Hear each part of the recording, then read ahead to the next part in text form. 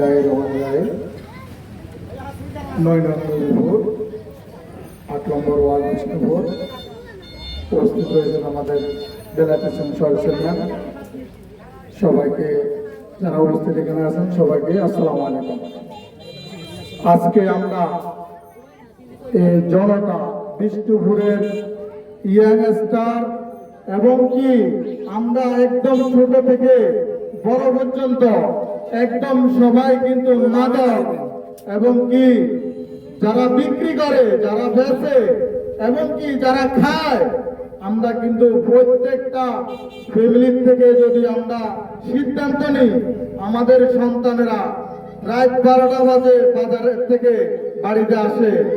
আপনি যদি আপনার সন্তানের খোঁজ খবর নেন, আমাদের বিষ্ণুপুর কেন পুরো বাংলাদেশের থেকে আমরা মাদক নির্মূল করা সম্ভব।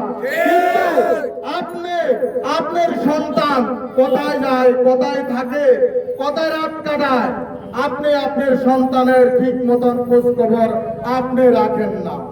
আমরা যারা প্রতিনিধি আছি আমরা অনেকেই জানি, আমরা জানি কে সেবন করে, কে বিক্রি করে। কিন্তু আমরা আজকের এই ঘোষণার মাধ্যমে আপনাদেরকে কোয়াভাবে বার্তা দিচ্ছি যে আপনারা জানাই দিচ্ছি যে অদূর ভবিষ্যতে আপনারা সতর্ক হয়ে যান।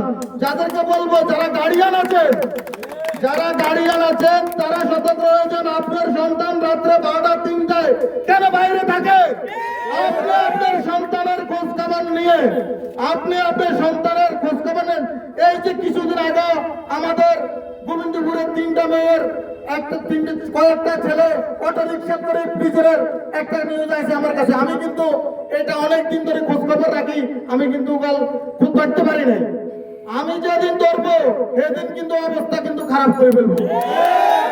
আর একটা কথা বলি, সবাই কিন্তু আমাদের যে ইয়াং এখন তরুণ সমাজ যারা নামছে, আপনারা যদি মনে করেন সবার আনাচে কানাচে যে যেখান থেকে পারেন আমাদেরকে নিউজ দিবেন। আপনাদের সহযোগিতা নিয়ে আমরা এই মাদক দমন করবো। আপনাদের সহযোগিতা আমাদের লাগবে।